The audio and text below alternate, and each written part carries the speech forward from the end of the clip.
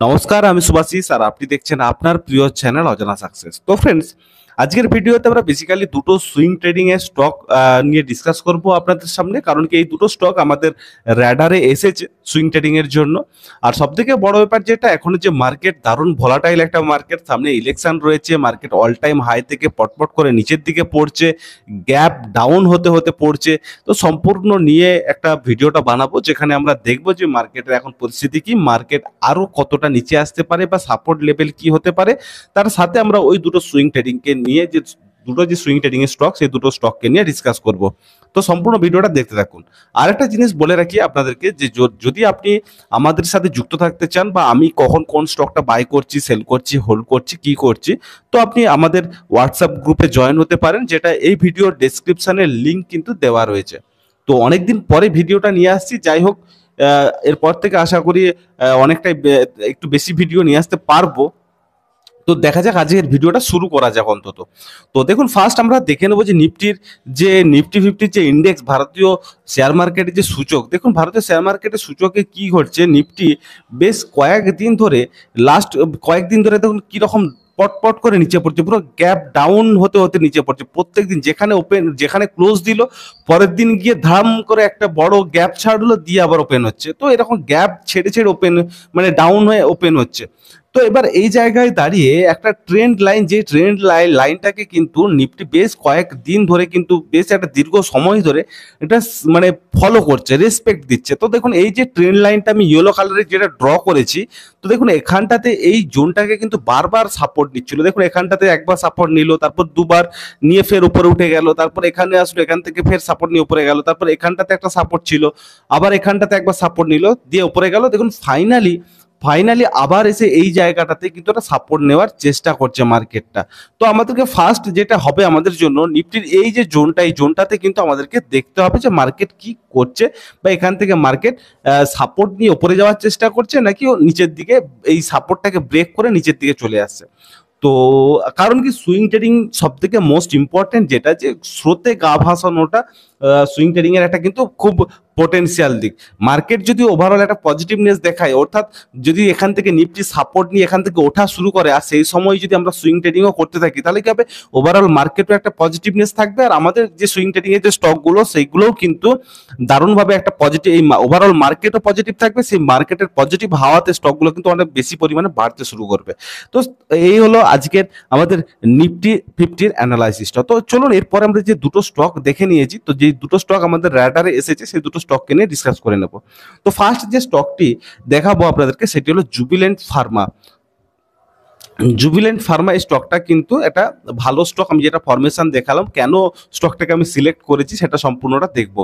তার আগে আমি স্টকটাকে একটু বড় টাইম ফ্রেমে যদি চলে যায়, তাহলে আমি দেখতে পাবো, দেখুন আমি একদম মান্থলি ক্যান্ডেলে চলে এসেছি, অর্থাৎ এক একটা ক্যান্ডেল এখানে এক একটা মাসের ক্যান্ডেল, এক একটা ক্যান্ডেল এক এক মাসের ক্যান্ডেল। তো দেখুন এই জায়গাতে কি হলো, স্টকটা আমরা যদি ওভারঅল ফরমেশনটাকে দেখি, দেখুন স্টকটা এখান থেকে উঠে তো ছিল, এখান থেকে উঠেছিল, তারপর আবার নিচে আসলো, ফের উপরে গেল, তারপর নিচে আসলো।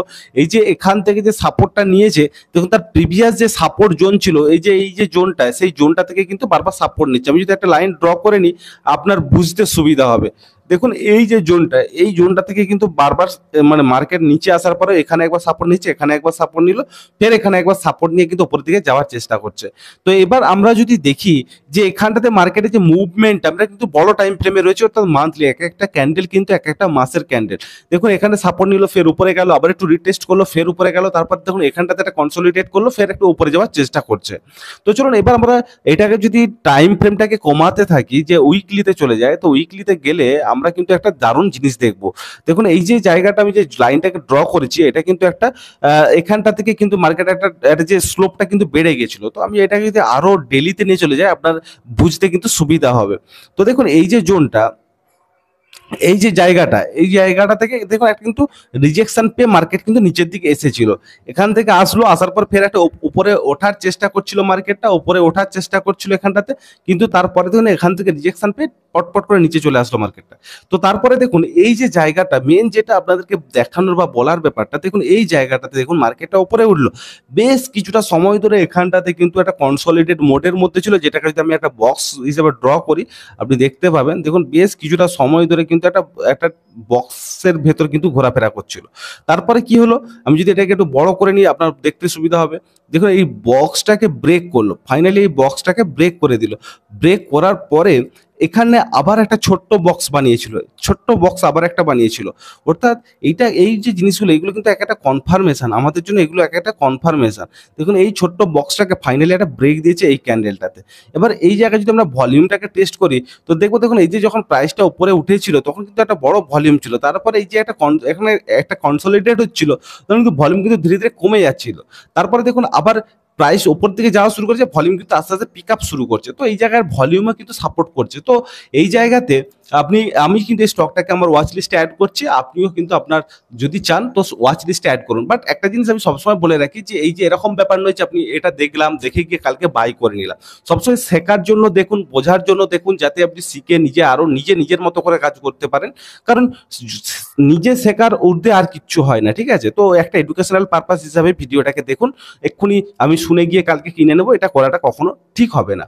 তো এবার এই যে জায়গাটা আমি কোন লেভেলে কিনবো, কোন লেভেলটাতে আমি বাই করছি, সেল করব, টার্গেট কি থাকছে, কোয়ান্টিটি কত কিনছি, সেগুলো কিন্তু জানতে হলে আপনাকে আমাদের যে হোয়াটসঅ্যাপ গ্রুপ রয়েছে সেখানে কিন্তু জয়েন হতে হবে, ঠিক আছে?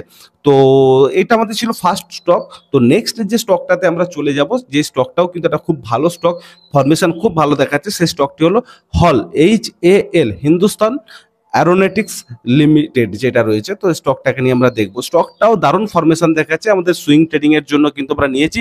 সুইং ট্রেডিং বলতে বেশ কিছুটা সময়ের মধ্যে আমরা একটা ভালো ওভারঅল একটা গেন পাবো এরকম আশাতেই কিন্তু সুইং ট্রেডিং করা হয়ে থাকে।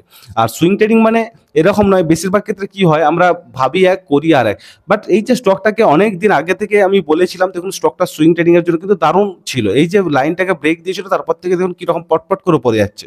এখানে এই লেভেলটা ছিল 2275, এই লেভেলটা থেকে দেখুন এখন দাঁড়িয়ে আছে 3722। তো অনেকটা বেড়ে গেছে। বাট এই জায়গাটাতে আসার পরেও কিন্তু একটা আমার কোথাও না কোথাও একটা আমি অপরচুনিটি আসছে আমার মনে হচ্ছে। তো সেটা আমি আপনাদের সামনে তুলে ধরবো, দেখাবো। তো দেখতে থাকুন। আমরা যদি ডেইলি চার্টে চলে আসি তো দেখবো, দেখুন এই যে স্টকটা, এগুলোকে যদি আমি ডিলিট করে দিই, জাস্ট আমি যখন নিজে অ্যানালাইসিস করছিলাম তখন এগুলোকে বিভিন্ন ড্র করে আমি দেখছিলাম। দেখুন এই যে স্টকটা, এই যে লেভেলটাতে এখানটাতে কি হচ্ছে, এমনিতে স্টকটা বেড়ে বেড়ে যাচ্ছে, আমরা বড় টাইম ফ্রেমে দেখলাম। তো তারপরে আমরা কি দেখছি না, এই স্টকটা এখানটাতে আসার পর একটা একটা চ্যানেল, একটা বক্স প্যাটার্ন বানাচ্ছে, এখানটাতে একটা বক্স বানাচ্ছে। এই বক্সের ভেতরে দীর্ঘটা সময়, অনেকটা সময় এখানটাতে কিন্তু কাটিয়েছে। দেখুন এই জায়গাটাতে অনেকটা সময় কাটিয়েছে। তো এই সময়টাতে কাটানোর পরে দেখুন এখানটাতে কিন্তু একটা ব্রেক দিচ্ছে, এবং ব্রেকটা কিন্তু একটা ভালো ক্যান্ডেলের সাথে দিচ্ছে। তার আগে যদি আমরা দেখি ফরমেশনটাকে, তার আগে একটা বড় ভলিউম তৈরি হয়েছিল, যে বড় ভলিউমটাতে কিন্তু একটা ক্যান্ডেল তৈরি ছিল, যে ক্যান্ডেলটা কিন্তু ধোজি ক্যান্ডেল। অর্থাৎ এই ক্যান্ডেলটার উপরের দিকে যখন প্রাইসটা যাচ্ছে, এই রেড ক্যান্ডেলটার কথা আমি বলছি, যখন প্রাইসটা উপরের দিকে যাচ্ছিল তখন উপর থেকে সেলিং প্রেসার আসছে। আবার যখন নিচের দিকে প্রাইসটা চলে আসছিল তখন কিন্তু এখান থেকে একটা বাই করে একটা বাইং প্রেসার আসছিল। অর্থাৎ তাহলে কি বলবো, এই যে ধজিটার ওপরের দিকে সেলার রয়েছে আর নিচের দিকে কিন্তু বায়ার রয়েছে। তো সেই হিসাবে আমি কি দেখছি না, এই ক্যান্ডেলটা এই ধজিটার ওপরে গিয়ে ব্রেক দিয়ে সাস্টেন করছে। তার মানে কোথাও না কোথাও একটা বাইং টেন্ডেন্সি, একটা বায়ারদের মানে ক্ষমতা বেশি, এরকম একটা প্রমাণ দিচ্ছে, এরকম একটা ব্যাপার এখানে কিন্তু আমার নজরে ধরা পড়ছে। তো এই কারণে এই স্টকটাকেও কিন্তু আমরা আমাদের ওয়াচ লিস্টে অ্যাড করব, স্টকটাকে দেখব, এবং এই স্টকটা আমি কোন লেভেলে বাই করছি, সেল কোন লেভেলে করব, মানে আপনি কোয়ান্টিটি কতটা থাকছে, কি রিস্ক ম্যানেজমেন্ট আমি কি করছি, তো সম্পূর্ণ কিন্তু জানতে হলে আপনাকে আমাদের সাথে যুক্ত থাকতে হবে, হোয়াটসঅ্যাপ গ্রুপে জয়েন হতে হবে। তো ফ্রেন্ডস, এই দুটো স্টককে আপনি আপনার ওয়াচ লিস্টে অ্যাড করুন, দুটো স্টককে দেখতে থাকুন। আর ওভারঅল মার্কেট কিন্তু এখন খুব ভলাটাইল। তো সম্পূর্ণ যখনই কোনো স্টকে আপনি কাজ করবেন তো সেই স্টকগুলোকে কিন্তু আপনাকে রিস্ক ম্যানেজমেন্ট সিস্টেম মেনে কাজ করতে হবে। কারণ হঠাৎ করে যদি মার্কেট পড়ে সেক্ষেত্রে কিন্তু আপনি যদি আপনার রিস্ক ম্যানেজমেন্ট না ফলো করেন তাহলে আপনার পোর্টফোলিও অনেকটা নেগেটিভে চলে যাবে, সেক্ষেত্রে আপনি অনেকটা ডিমোটিভেট হতে পারেন।